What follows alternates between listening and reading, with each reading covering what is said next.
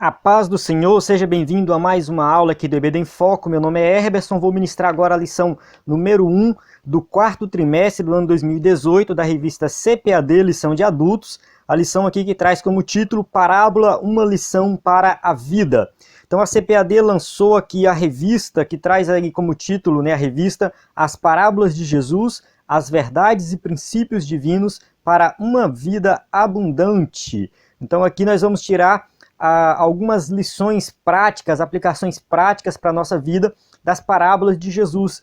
Muita gente interpreta as parábolas da forma errada, aplica as parábolas da forma errada, não consegue tirar dali a verdadeira lição. Por isso que esse tema é muito relevante, muito bom, gostei muito. Eu, particularmente, pessoalmente, gostei desse tema, porque é um tema que é pouco explorado, pode-se dizer. Um tema assim que poucas vezes eu escuto pregações, ensinamentos sobre as parábolas. E quando isso acontece, eu começo a comparar com o que os livros ensinam e eu observo que não está sendo feito da forma correta, a interpretação não está correta.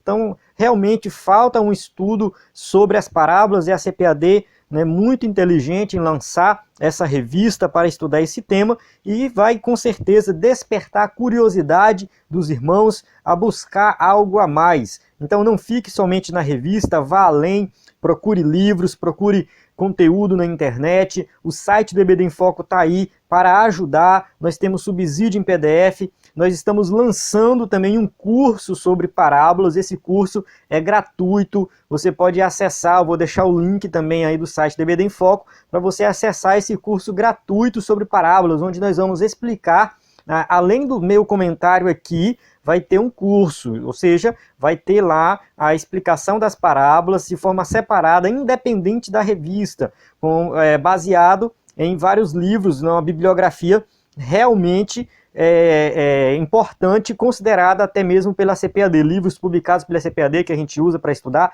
Então, assim, o EBD em Foco vai fornecer todo um suporte nesse trimestre.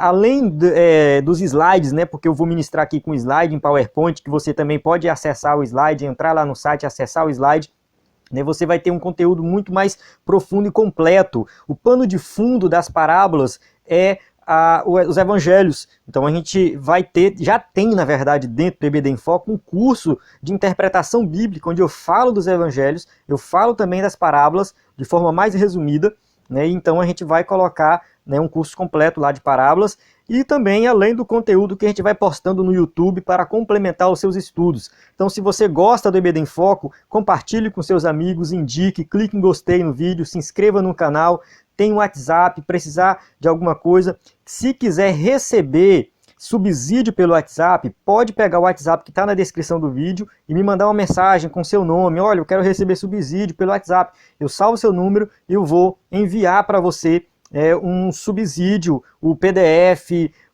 o link do vídeo. Sempre que tiver uma novidade, eu vou estar enviando para você. Então, caso você tenha interesse, é só enviar a mensagem aí. A gente tem esse número aí exclusivamente para isso. No momento a gente não tem grupo do WhatsApp, mas eu envio no privado, no PV para você, caso você tenha interesse, é claro.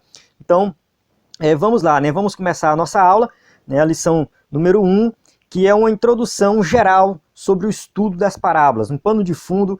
Essa lição, eu digo assim, com toda certeza absoluta, é uma lição maravilhosa, não estou falando assim, não é a minha aula, é o conteúdo da lição.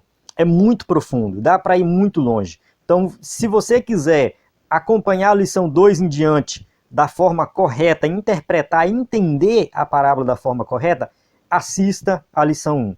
Essa lição aqui, ela é a que vai dar base e suporte para todas as lições que vêm pela frente. Então vamos lá. O nosso textuário diz assim: e sem parábolas nunca lhes falava, porém tudo declarava em particular aos seus discípulos. Marcos 4:34. Verdade prática: as parábolas são uma forma instrutiva para se ensinar grandes lições e delas podemos extrair as inspirações e os ensinamentos divinos para a vida cristã.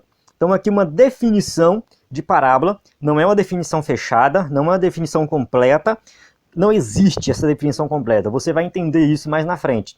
mas é uma boa definição, né? Ou seja, uma forma instrutiva para ensinar lições, ou seja, para fazer uma comparação, para esclarecer algo que está meio que obscuro e as pessoas não entenderam ainda, né? E aqui nós podemos extrair inspirações e ensinamentos divinos para a vida cristã, ou seja, aplicações práticas para nós. A leitura bíblica em classe encontra em Mateus 13, de 10 a 17. Eu não costumo fazer essa leitura para ganhar tempo no vídeo, mas ela é importante, você tem que fazer essa leitura e estudar esse texto, né, de forma profunda. Então vamos lá. Né, vale ressaltar que nosso curso de parábolas vai estar sempre dando uma explicação, fazendo uma exegese e uma aplicação desse texto aqui, dessa leitura bíblica em classe. Então acesse lá o EBD em Foco que você vai ver. Aqui nós temos objetivos, também eu vou pular para ganhar tempo, tem na sua revista aí. Vamos aqui para a introdução.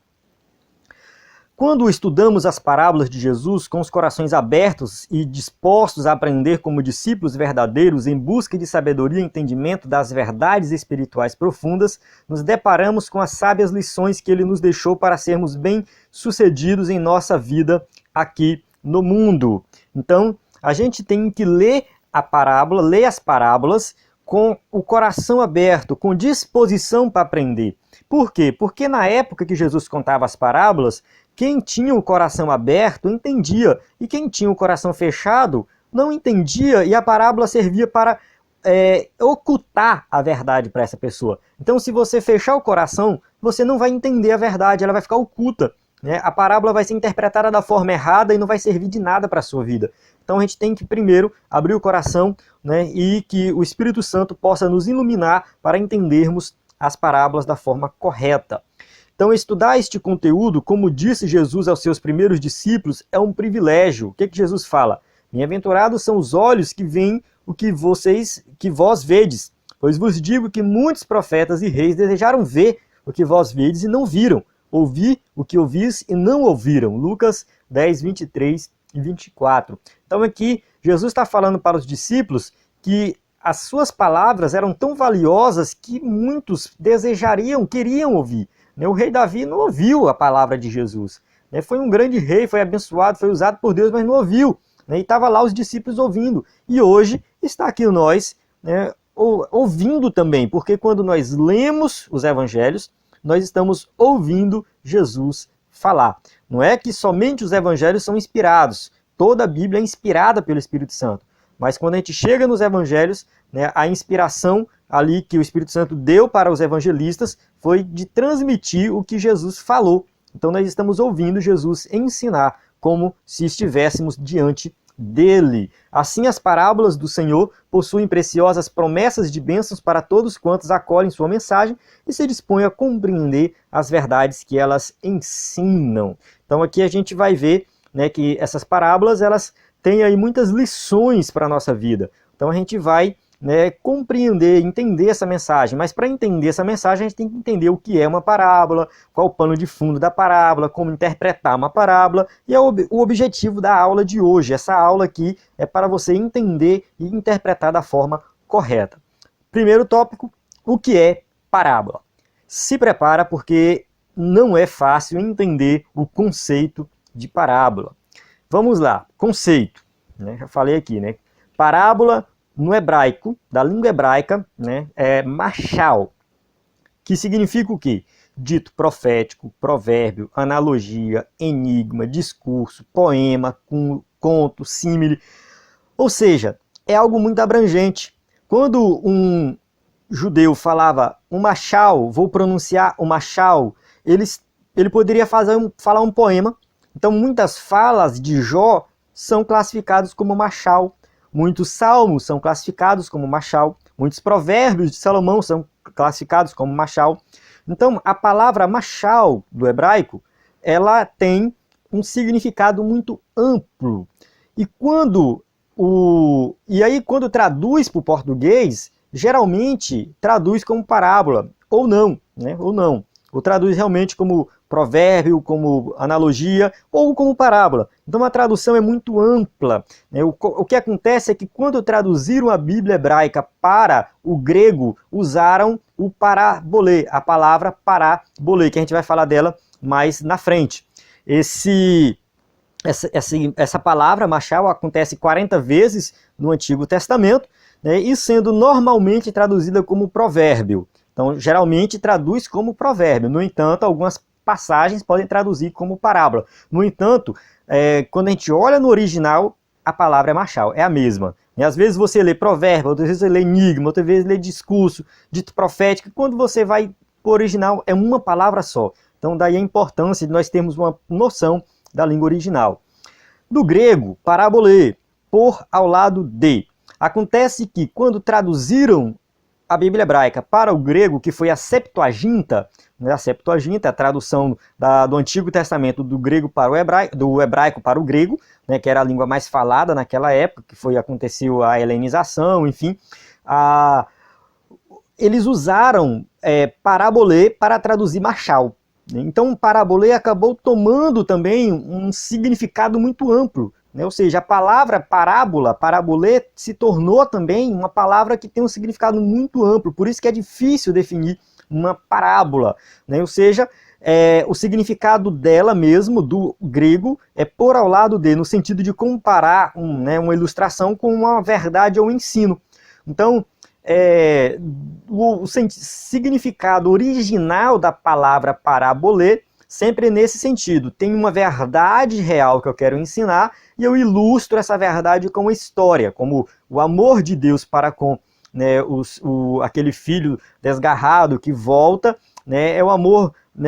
Aí Jesus conta, por exemplo, a parábola do filho pródigo. Então ilustra uma verdade, o pai que recebe o filho que foi embora. Tem outras verdades nessa parábola, mas pegando aqui a verdade principal seria essa. Então a questão de comparação, por isso que a gente fala que uma parábola é metafórica. Depois a gente vai falar disso mais na frente. Apesar de que a parábola do filho pródigo, não necessariamente ela é uma parábola metafórica, mas deixa esse tema para um outro momento. Vamos lá. Nesse sentido, ela torna um instrumento didático, ou seja, eu quero ilustrar algo, fazer com que as pessoas compreendam a mensagem, e aí eu conto uma parábola. Então Jesus fazia isso. Ele contava uma parábola para ilustrar os seus ensinamentos de forma didática para que o povo compreendesse. Então Jesus ensinava com autoridade porque o povo entendia a sua mensagem. Ela é usada 50 vezes no Novo Testamento, então essa palavra parabolê, 2 vezes ela é usada para indicar uma fala figurativa.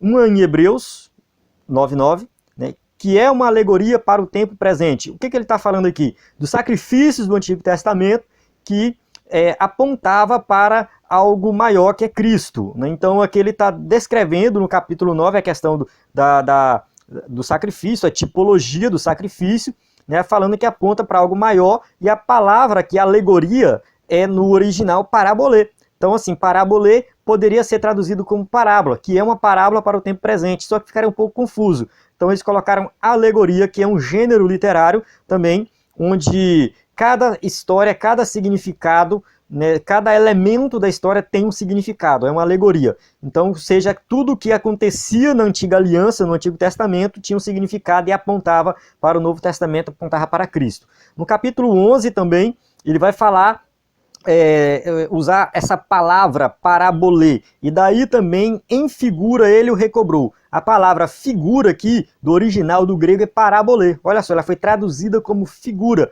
Ele está falando aqui de Isaac, está falando de Abraão, que pela fé Abraão ofereceu Isaac sacrifício e tal. Então ele começa a falar aqui no versículo 19, que daí em figura ele o recobrou. Alguns intérpretes entendam que ali ele está falando do sacrifício de Isaac, e comparando com o sacrifício de Cristo. Na verdade, Isaac não foi sacrificado porque teve o cordeiro substituto. Enfim, então aqui é uma comparação também, usando a antiga aliança com a nova aliança, e o autor de Hebreus usou a palavra parabolê. Mas esses 2 versículos são os únicos versículos do Novo Testamento que usa essa parábola fora dos evangelhos. Fora dos evangelhos, somente o escritor de Hebreus que usa parabolê. O restante é usado dentro dos evangelhos para se referir às histórias de Jesus. E a gente vai ver que é muito amplo também as histórias de Jesus né, que Jesus contou vários tipos de histórias diferentes e são classificados de forma diferente, e a gente são chamados de parábola. Em síntese, parábola significa literalmente comparação, né, ou seja, uma história breve ou um exemplo esclarecedor para ilustrar uma verdade. Então a ideia é essa, né? Jesus, no lugar de ensinar que nós devemos ser insistentes na oração, olha, vocês têm que insistir, têm que orar, ele foi lá e contou a parábola da mulher que insistia lá com o juiz para julgar a causa dela. Então a história desse juiz iníquo, que é uma parábola um pouco complicadinha, porque ela é escrita em dois contextos diferentes, por dois evangelistas, mas vamos focar nesse contexto onde Jesus explora ali a questão da insistência, né? Ou seja, aquela mulher insistiu e aquele juiz, que era um juiz iníquo, respondeu e atendeu a ela. Da mesma forma, Deus nos atende se nós insistirmos. Então Jesus deu um ensinamento sobre oração, né? Ou seja, uma história breve, onde ele compara com uma verdade, né? Ou seja, ele quer ilustrar uma verdade e ele vai e esclarece essa verdade através dessa história. Então esse seria o significado primordial de uma parábola. Então a primeira coisa que a gente tem que ter em mente é isso, que a parábola é uma figura de linguagem onde o objetivo é esclarecer uma verdade, né? Então aqui, por exemplo, parábola do semeador, que é a próxima lição, que a gente vai estudar, também ilustra uma verdade acerca do reino de Deus. Vamos lá. Segundo subtópico, distinção entre a parábola e outras figuras de linguagem. Vale ressaltar que dentro do site do EBD em Foco tem o curso de interpretação bíblica que eu falo somente de figuras de linguagem, né? Uma aula lá só disso. A Bíblia Sagrada emprega várias figuras de linguagem que são necessárias para ilustrar verdades divinas e profundas. Então a Bíblia contém figuras de linguagem. Se a gente tirar as figuras de linguagem da Bíblia, sobra um livro muito seco, muito difícil de entender. Então a figura de linguagem faz parte da humanidade, né, do linguajar, o ser humano sempre usou, né? Ou seja, a gente vai dar um exemplo de alguma coisa, a gente já ilustra, tenta contar uma história, inventa uma história para passar aquela mensagem, né? Isso a gente usa no dia a dia. Então figura de linguagem não é somente algo que está nos livros acadêmicos, está na Bíblia, e aí tem gente que fala assim, por que a gente tem que estudar figuras de linguagem para entender a Bíblia? Não precisa disso. Mas se a gente usa no dia a dia, né? A gente chega, fulano de tal bateu as botas. Você está usando a figura de linguagem. Né? Você está, eu não lembro nem como é que é o nome dessa figura aqui, onde você ameniza, né? No lugar de falar que a pessoa morreu, você fala que ela bateu as botas. É uma figura de linguagem. Então, eu estou lendo Machado de Assis. Não estou lendo, eu estou lendo o livro de Machado de Assis. Então, é uma figura de linguagem. Então, a gente usa isso no dia a dia. Vamos lá. Figuras de linguagem que a gente encontra na Bíblia. Símile. O que é um símile? Né? Não é uma símile, é um símile. É uma comparação em que uma coisa lembra a outra explicitamente. Então, Pedro escreve lá, 1 Pedro 1,24. Toda carne é como a erva. Assim, o símile é uma figura de linguagem que o como sempre aparece. Isso é como aquilo. Ou seja, toda carne é como a erva. Por isso que muitas vezes as parábolas são chamadas de símile estendida, expandida. Tem a similitude, que é um pouquinho maior, né? Então a similitude tem uma parte que Jesus fala de sepulcro caiados, então, ou seja, vocês são como sepulcro caiados. Então ali já é um pouquinho maior, como, né? Tem a palavra como, que é uma comparação, e é um pouquinho maior do que uma frase tipo, toda a carne é como erva. Então é uma similitude, e tem a maior, uma história completa. Isso é como aquilo, o reino dos céus é como um homem que saiu a semear. Aí já é uma parábola, ou seja, expande, né? É como se a parábola fosse um símile expandido, é uma comparação. Outra figura de linguagem que aparece, provérbios. A gente sabe que provérbio é um dito popular que contém uma verdade ali por trás, então a gente tem o livro de provérbios na Bíblia, a gente usa provérbios no dia a dia também. Metáfora. A metáfora é parecida com símile. Um exemplo, Isaías 46 vai falar, toda carne é erva. Não tem o como. Pedro fala, toda carne é como erva. Ele usou o símile, porque tem o como. Isso é como aquilo. Já a metáfora é direta, toda carne é erva. Vós sois o sal da terra. Jesus não falou, vocês são como o sal da terra. Não, vocês são o sal. Vocês são a luz do mundo. Então, quando a comparação é direta, sem ter o como, já chama de metáfora, né? E aí, para interpretar isso aqui, já é outra história, é outra aula. Alegoria. Alegoria é uma história onde cada elemento da história tem um significado. Uma parábola que tem uma interpretação um pouco alegórica, não muito, mas é um pouco. É a parábola do semeador, né? Então ali alguns elementos da parábola já têm um significado, e isso é um pouco alegórico. Só que a gente não deve alegorizar as parábolas, né? A gente não tem que pegar uma parábola e dar um significado para cada elemento da parábola, isso é errado. Mas no Antigo Testamento a gente tem algumas histórias, né, do Antigo Testamento, eu não lembro de cabeça agora, mas eu posso ter que colocar no comentário depois, né, que são alegorias, ou seja, cada elemento tem um significado, uma história completa. E tem a fábula, né, que é uma história onde envolve animais e tenta passar também uma mensagem, né? Então, quando a gente lê uma fábula, a gente está lendo ali a história de animais, mas que tenta extrair uma verdade e aplicar essa verdade. Enfim, então vamos lá. É importante não confundir nenhuma dessas com parábolas. Símile, provérbio, metáfora, alegoria e fábula, tudo são figuras de linguagem. Existem outras figuras de linguagem, não somente essas, mas muitas outras, muitas mesmo. Se você pesquisar o livro de hermenêutica, você vai ver. E aí, não confundir elas com parábola. A parábola, ela é diferente do mito. Isso é muito importante também. O mito narra uma história como se fosse verdadeira, né? A história de Hércules é narrada como se fosse uma história verdadeira.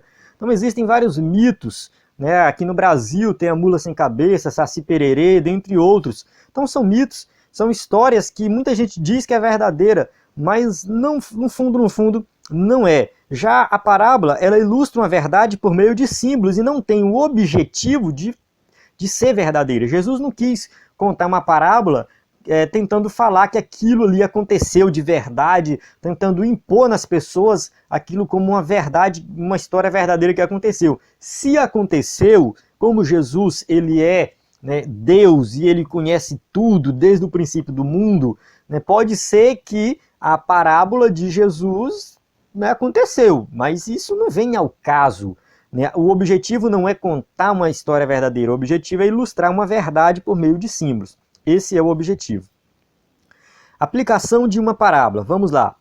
Jesus ensinava por parábolas para dois grupos diferentes. Vamos lá entender esses grupos, né? Primeiro, seus discípulos e seguidores, as pessoas que acompanhavam os seus ensinamentos, e os fariseus e escribas. Observe que os fariseus e escribas também seguiam Jesus e acompanhavam o ensinamento de Jesus. Mas o objetivo deles era outro, era criticar e não aprender. Então, a parábola servia para convencer aqueles que tinham o coração aberto para os ensinamentos de Jesus e tinha o objetivo de condenar aqueles que tinham o coração fechado. Então, por que Jesus ensinava por parábolas? Jesus foi questionado certa vez pelos discípulos sobre isso, né? E ele foi e respondeu que tinha duas razões. A primeira razão, para obscurecer a verdade daqueles que a odiavam. Obscurecer a verdade daqueles que a odiavam. Ou seja, aqueles que já odiavam a verdade, que eram os fariseus, escribas, nem todos, né? Mas a grande maioria deles, a cúpula lá, odiava a verdade e não queria entender a verdade. Eles já estavam com o coração fechado para a verdade. Não é que Jesus tinha a intenção de esconder a verdade deles. Não, é porque eles tomaram a iniciativa de não aceitar a verdade. Então Jesus não está escondendo a salvação de algumas pessoas, não está escondendo, o evangelho não é algo obscuro, as histórias de Jesus, as parábolas de Jesus não são coisas obscuras que as pessoas não podem compreender, com verdades ocultas. Não, não, não. Ela é de fácil compreensão, mas a pessoa que já fechou o coração para a verdade, já recusou crer na verdade, como esses fariseus fizeram, né, as parábolas serviram para isso, só para esconder ainda mais as coisas deles. Mas aqueles que estavam com o coração aberto, Jesus contou parábolas para ilustrar a verdade, para que eles realmente entendessem. Então, ou seja, estavam dispostos a receber a verdade. Então, as pessoas que já estavam com o coração aberto, por isso que a gente tem que entender, ler as parábolas com o coração aberto, disposto a compreender. Vale ressaltar que a maioria das parábolas de Jesus, pode-se dizer todas as parábolas de Jesus, no final ela requer uma ação, ela requer uma atitude. Vai lá e faça o mesmo. Senhor, quem é meu próximo? Aí ele conta a história do bom samaritano. E no final ele fala, vai lá e faça o mesmo. Ou seja, vai lá e ajuda aquela pessoa que está precisando. Então a parábola, ela exige de nós uma ação, uma atitude. E tem parábola, né, que Jesus conta e no final a pessoa fala assim, nossa, isso está falando comigo, né? Isso fala comigo. Eu me identifico com esse personagem. Né? Nós somos, e nós, leitores, muitas vezes, ao ler as parábolas, a gente se identifica. Né? Até um escritor certa vez disse que é como se fosse nós estivéssemos sendo apunhalados pelas costas, né? Porque a gente está lendo a parábola de boa, de repente eu me identifico com aquela pessoa da parábola que está fazendo tudo errado. E aí a parábola me motiva a abandonar o erro e fazer da forma correta. Isso só acontece com quem está com o coração disposto a receber.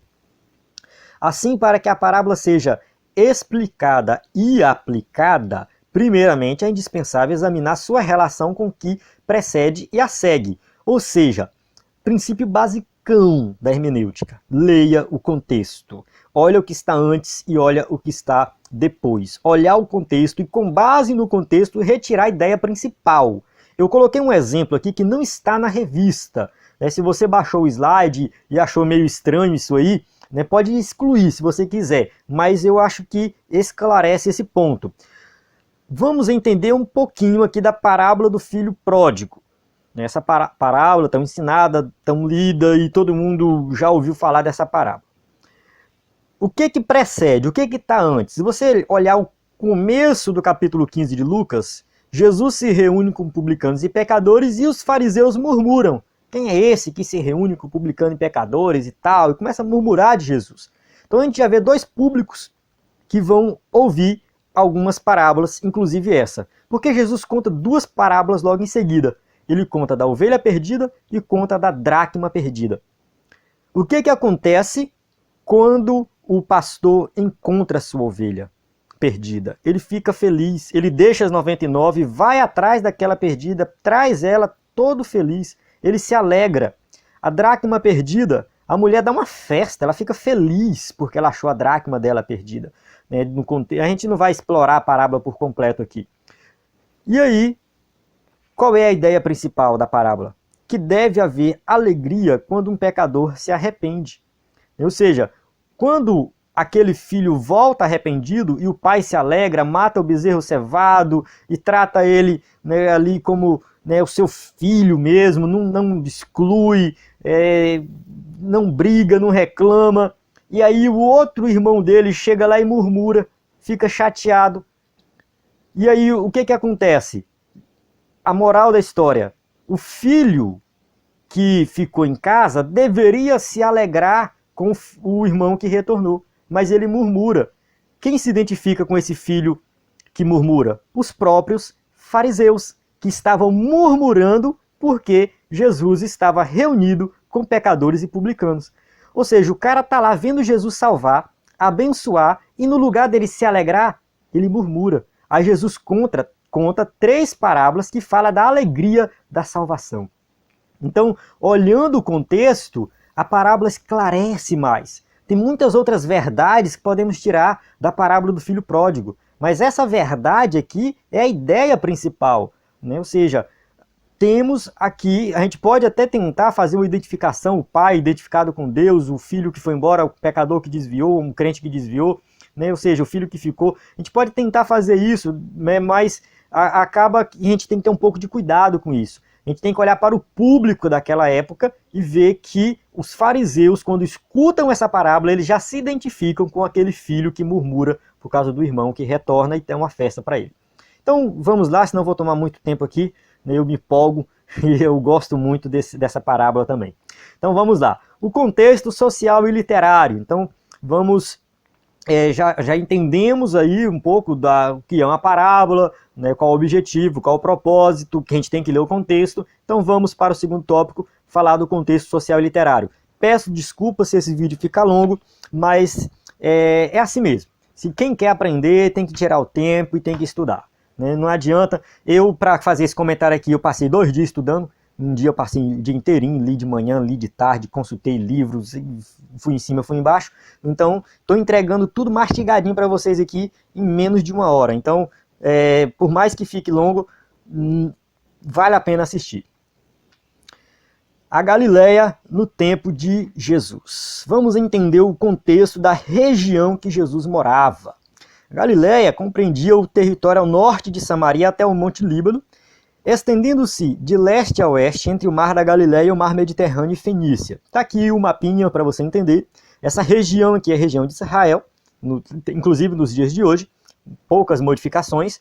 A região da Judéia é abaixo, e a região ali do meio Samaria e acima Galileia. Acontece que quando Israel dividiu, lá no livro de Reis, né, houve a divisão, as tribos do norte, né, e a tribo do sul, abaixo ficou a Judéia, se não me engano, Benjamim, Simeão e Levi. E depois para cima ficou as outras tribos que foram levadas para o cativeiro e não retornaram mais. Inclusive essas regiões de Samaria e da Galileia foram habitadas por outros povos. E depois teve uma mistura também, mas enfim, a região da Galileia ela foi retomada, principalmente a Galileia, foi retomada pelos judeus na época da revolta dos Macabeus, ficou ali no domínio deles entre 167, se eu não me engano, até o ano 34 a.C.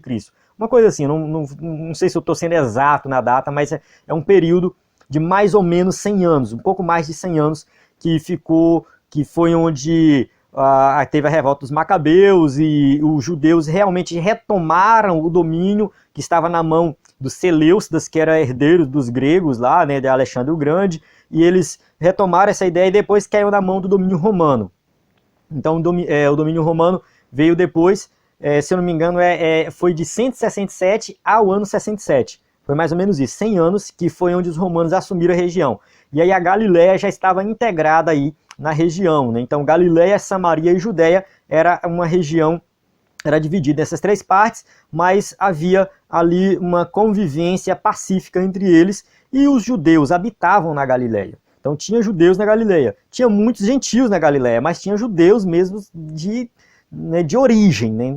A gente não pode pensar que na Galileia só tinha gente misturada, não, tinha judeus de origem. Em Samaria já era uma mistura maior, mas na Galileia eram judeus de origem, tinha alguns misturados, mas tinha judeus de origem e falavam com um sotaque diferente. Eles tinham um sotaque que percebia que o cara era da região da Galileia. Situava-se nas grandes rotas comerciais que cruzavam o Oriente Próximo e muitos estrangeiros atravessavam a área. Então era uma região de rotas comerciais, as pessoas passavam, compravam e vendiam, era normal isso, uma região muito mais próspera que a Judéia e abrigava uma grande população. Então, segundo alguns escritores, realmente era uma região próspera, produzia. Então era muito rica, né? Uma região realmente muito rica. Importante para a região era o Mar da Galileia, um extenso lago de água doce localizado ao norte da Palestina. Vale ressaltar que chama de mar pela extensão, mas não era água salgada, não era o mar mesmo, o oceano. Era um lago muito grande e esse lago, segundo os historiadores, tinha 12 cidades em torno dele. Então era uma fonte de riqueza muito grande, era chamado também de Mar de Tiberíades ou de Genezaré, né, a passagem de Mateus e Lucas aí. Esse lago ele ficava a 96 quilômetros ao norte de Jerusalém, então uma distância considerável. Para sair ali da região da Galileia para Jerusalém era mais ou menos 3, 4 dias de viagem, eles iam caminhando. Então essa distância, Jesus e os discípulos, esse percurso, eles faziam constantemente. As ocupações dos habitantes incluíam o seguinte: agricultura, eles plantavam, né, era o trigo, a cevada, a uva, figos, azeitonas, enfim, tinha um cultivo muito grande lá. A fruticultura, né, tinha também frutos, pecuária, eles criavam animais, eles criavam bois, criavam carneiros, então tinha essa questão da pecuária. Tingimento de tecidos, essa arte antiga, tingir tecidos, tinha lá também.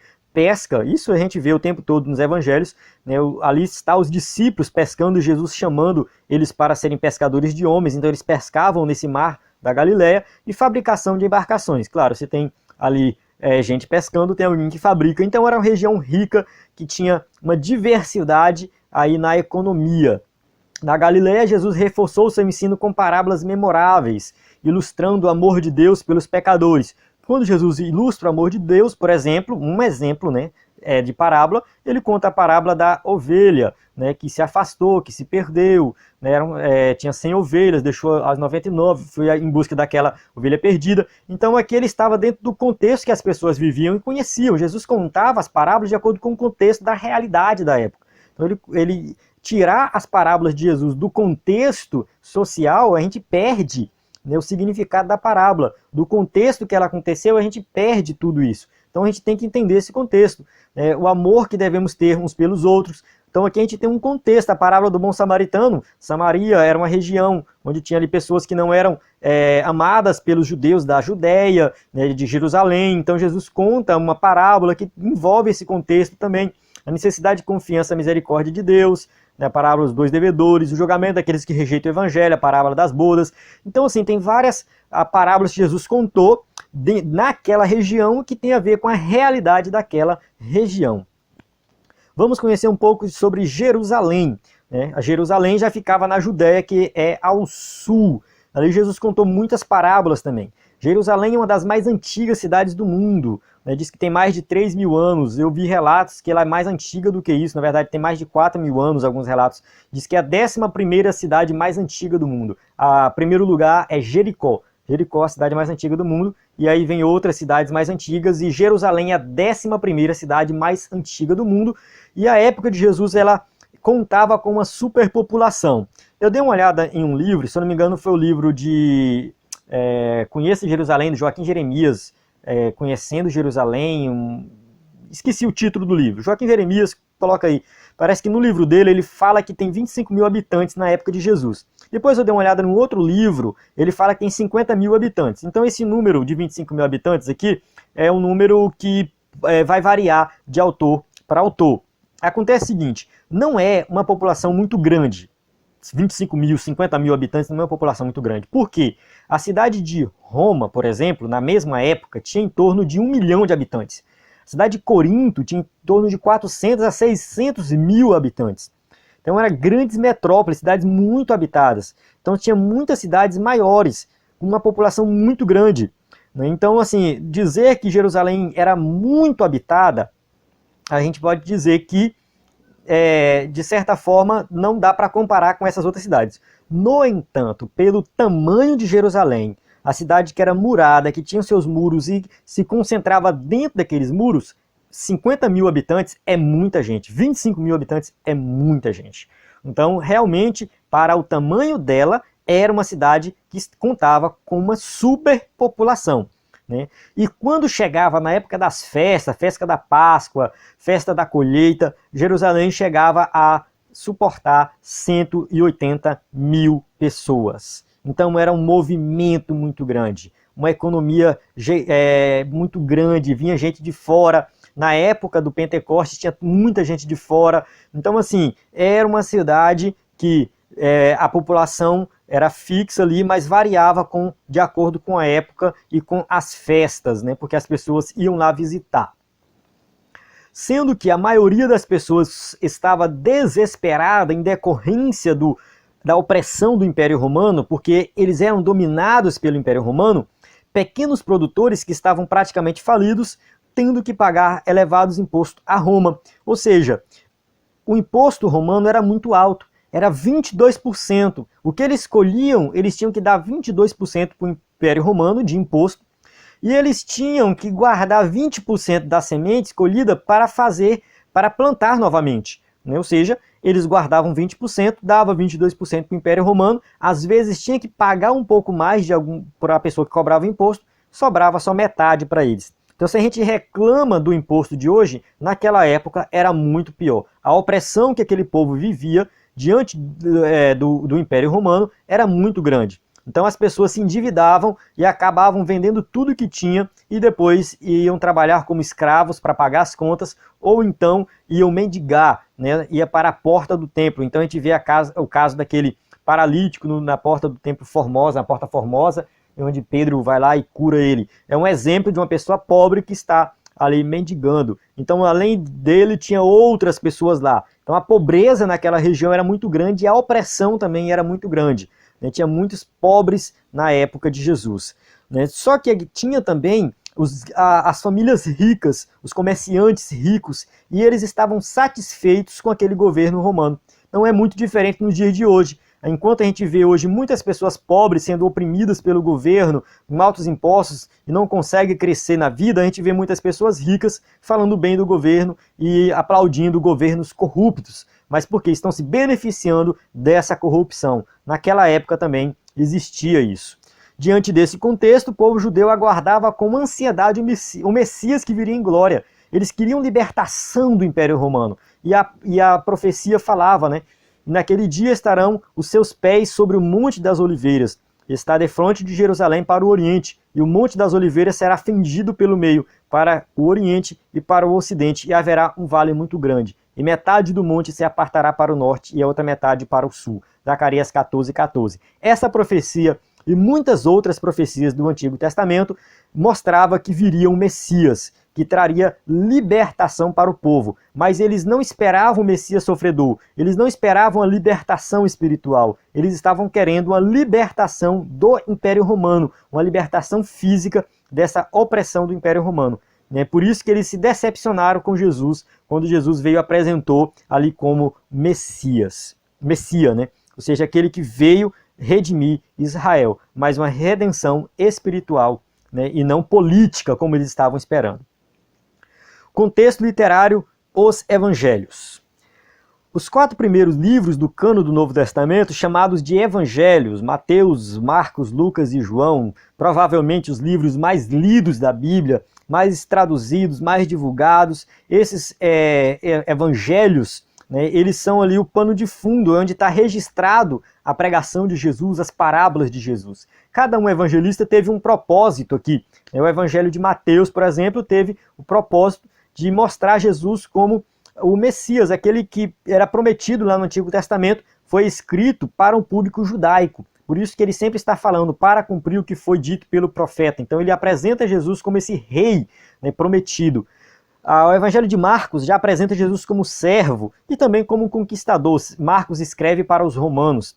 O Evangelho de Lucas já veio ali apresentar Jesus como filho do homem, como aquele homem perfeito, aquele que veio redimir. Ele escreve principalmente para os gentios, para os gregos, que tinham aquele ideal de homem perfeito. Quando a gente lê a genealogia que está em Lucas de Jesus, ele vai de Adão a Cristo, ou seja, do homem perfeito ao homem perfeito, porque esse era o ideal dos gregos. Então ele apresenta Jesus realmente como esse filho do homem, aquele que veio redimir a humanidade como humano mesmo, mas também como divino.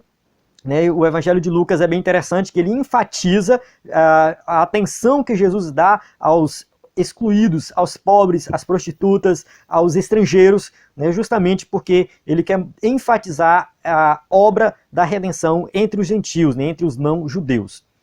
O Evangelho de João já é um evangelho mais espiritual, ele apresenta Jesus como filho de Deus, como divino mesmo. Então apresenta mais a vida íntima de Jesus, ele trata aqui de uma parte assim que os outros evangelistas não enfatizam, Ou seja, a gente observa que todos eles falam da mesma história, mas cada um enfatiza uma coisa, e João enfatiza um pouco mais da vida particular de Jesus e a sua divindade.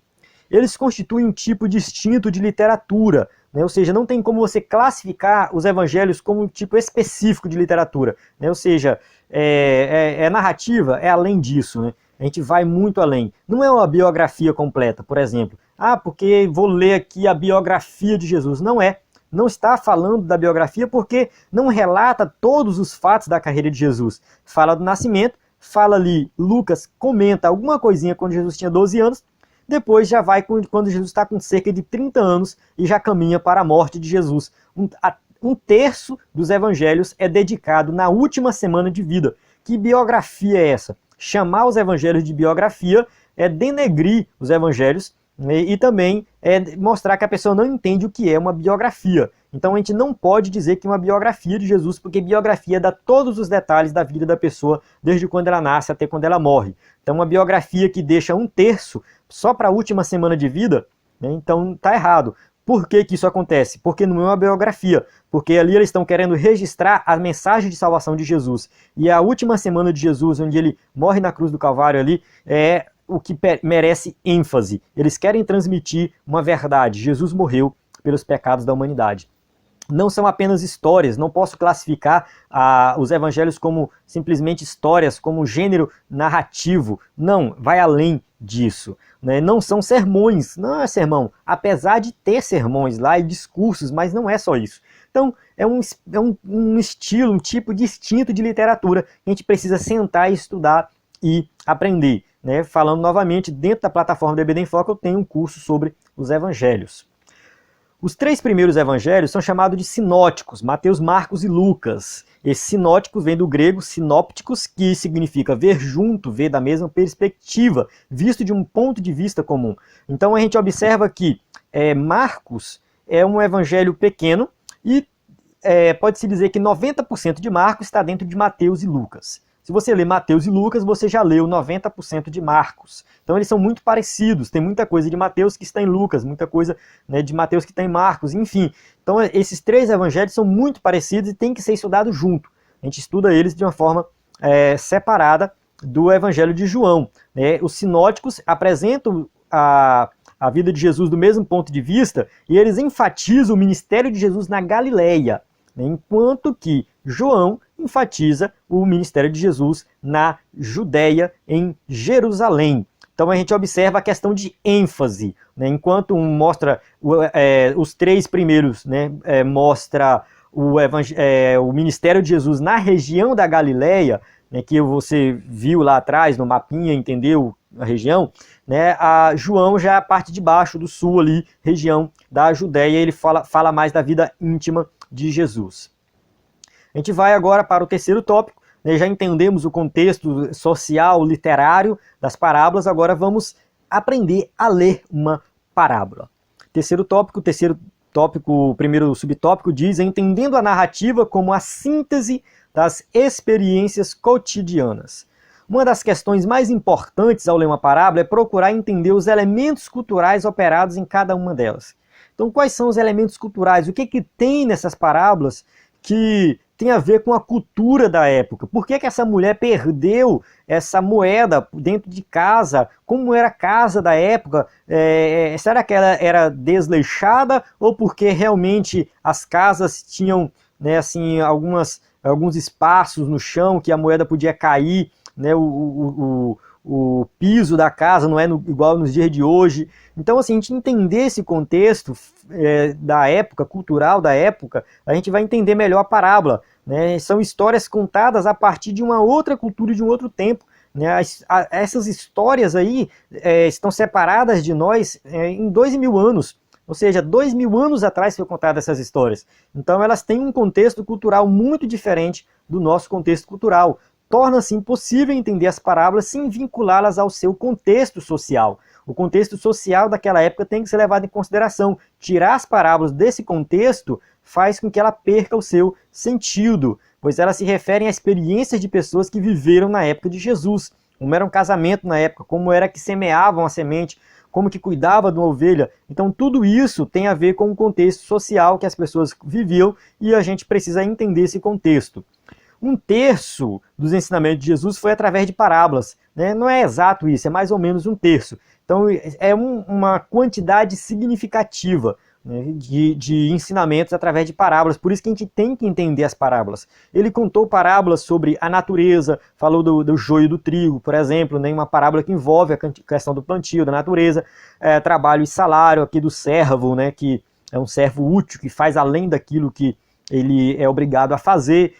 Tem outras parábolas que envolvem dinheiro, sobre casamentos e festa, a parábola das 10 virgens, parábola das bodas, enfim. Ou seja, são várias parábolas, vários tipos, vários contextos que a gente precisa compreender esse contexto para entender da forma correta a parábola. Jesus, ele não falou, por exemplo, de forma genérica acerca da busca de Deus pelo perdido. Ele podia falar, olha, Deus ama o perdido e ele está buscando o perdido. Não, ele vai lá e conta uma parábola da mulher que perdeu uma de suas 10 moedas de prata e não descansou até encontrá-la. E quando encontrou, ela fez uma festa, chamou seus amigos e reuniu e se alegrou.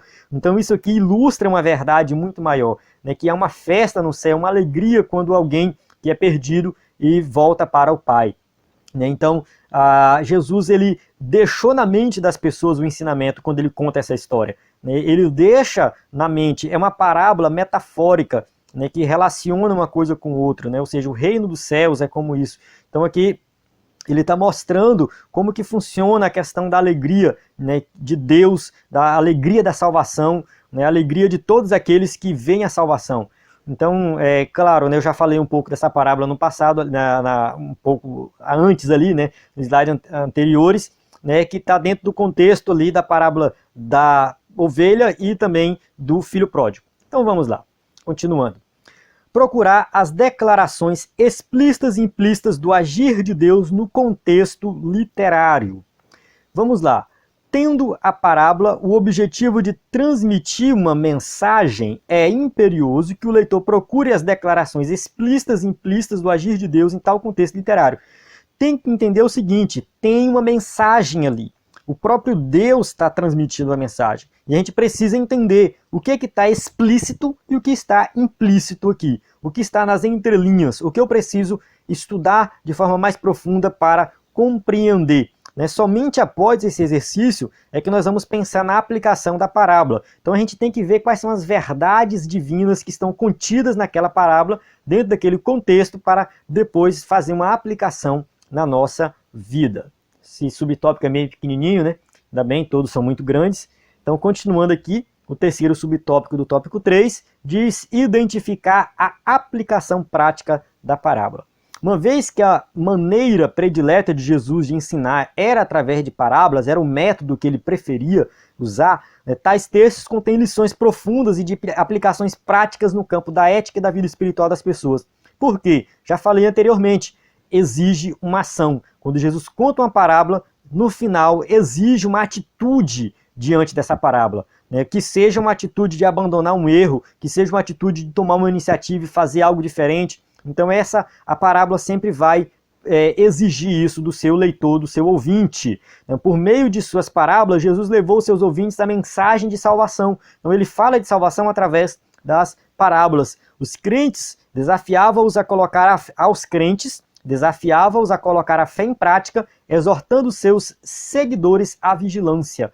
Ou seja, aqueles que já criam na mensagem, já acreditavam no evangelho, eles eram desafiados a viver esse evangelho de forma prática. Então, quando ele conta ali a parábola das 10 virgens, ele fala, vocês têm que ser vigilantes, coloquem em prática, vigiai e orai, vocês não sabem a hora que o Filho do Homem vem. Então, Jesus está incentivando a colocar algo em prática. E quando seus discípulos tinham alguma dificuldade para entender a parábola, Jesus interpretava. Senhor, a gente não compreendeu. Ele ia lá e a parábola do joio e do trigo, ele interpreta.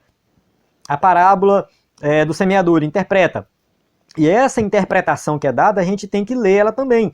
Porque às vezes a gente fica, como é que é essa parábola, como é que eu interpreto, sendo que Jesus já deu a interpretação. Então a gente tem que ir lá e ler essa interpretação. Não ficar quebrando cabeça, procurando interpretação fora do que Jesus quis dizer. Assim, uma boa maneira de identificar a aplicação prática de uma parábola é fazer as seguintes perguntas. Para quem a parábola foi contada? Então, primeira pergunta, Jesus contou para quem?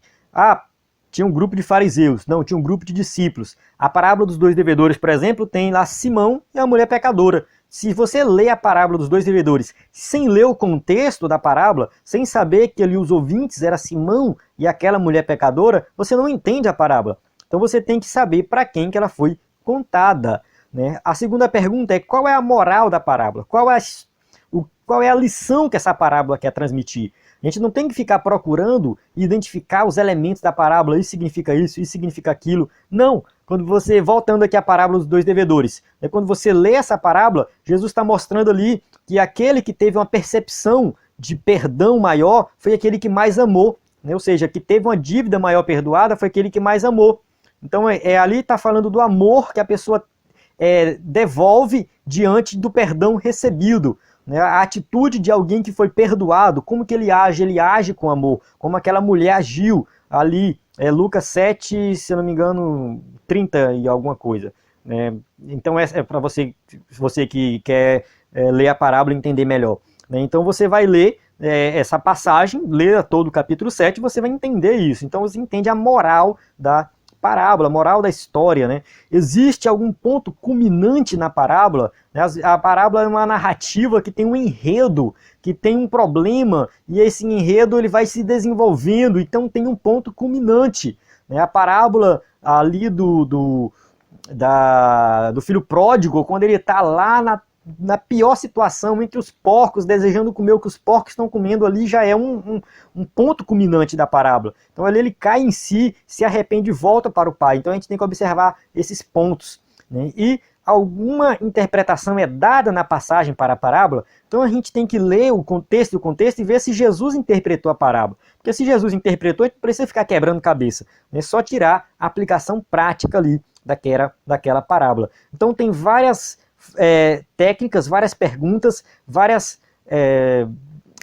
vou colocar assim, instrumentos hermenêuticos que nós podemos usar para interpretar a parábola da forma correta. E a gente só vai conseguir isso se a gente correr atrás, se a gente estudar, se a gente ler. Não fique só nesse vídeo, vá além desse vídeo, assista outros vídeos, vá além desse conteúdo, busque demais, porque aí você vai entender como interpretar corretamente as parábolas. Chegamos aqui na conclusão.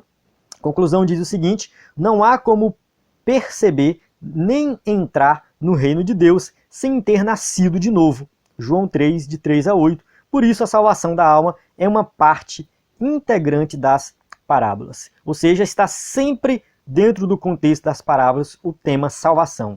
Você já renasceu? Já se arrependeu dos seus pecados e confiou em Jesus Cristo e em seu sacrifício pelos seus pecados? É uma pergunta que a gente tem que fazer. Será que eu creio em Jesus? Você conhece o rei deste reino, que é Jesus? Participamos do reino de Deus. Será que nós conhecemos ele de verdade? Seu coração já se prostra diante deste rei? Será que você já se humilha diante dele? Ou vive em rebeldia contra ele ainda? Os verdadeiros súditos reconhecem a soberania do rei e submetem-se a ela. O Evangelho de Mateus é o que mais enfatiza a questão do reino de Deus. E as parábolas de Mateus são as parábolas do reino. Sempre vão falar nesse sentido, sobre a questão do reino. E sempre vai exigir das pessoas que pertencem a esse reino uma ação, uma atitude. Se você pertence, você tem que produzir, você tem que crescer. Aí a gente vê a parábola dos talentos. Aquele que não produziu foi condenado. A gente vai interpretar essa parábola da forma correta depois. Mas ali tem a ver com produção. Então a gente vê que o reino de Deus exige uma atitude nossa, de arrependimento, de viver o evangelho da forma plena. E isso a gente encontra nas parábolas também. Ou seja, estudando as parábolas, tenho certeza que se você parar para estudar as parábolas, a sua vida vai mudar, vai melhorar como cristão, porque elas vão te incentivar a colocar algo em prática. Então encerro aqui, desculpa mais uma vez se eu me alonguei na explicação, mas tem que ser assim porque o tema realmente exige uma explicação mais detalhada. Então, mais uma vez, recomendo você voltar aí, entrar no site do EBD em Foco, baixar o slide, ver os cursos, baixar o PDF, entre em contato comigo no que você precisar. Estou aqui para lhe ajudar, não somente eu, mas toda a equipe do EBD em Foco, é uma equipe completa para ajudar todos que querem se capacitar e serem professores de excelência. Aqui a gente tem as perguntas, caso você use o slide e queira passar na sala de aula para os seus alunos. Pode criar novas perguntas, enfim.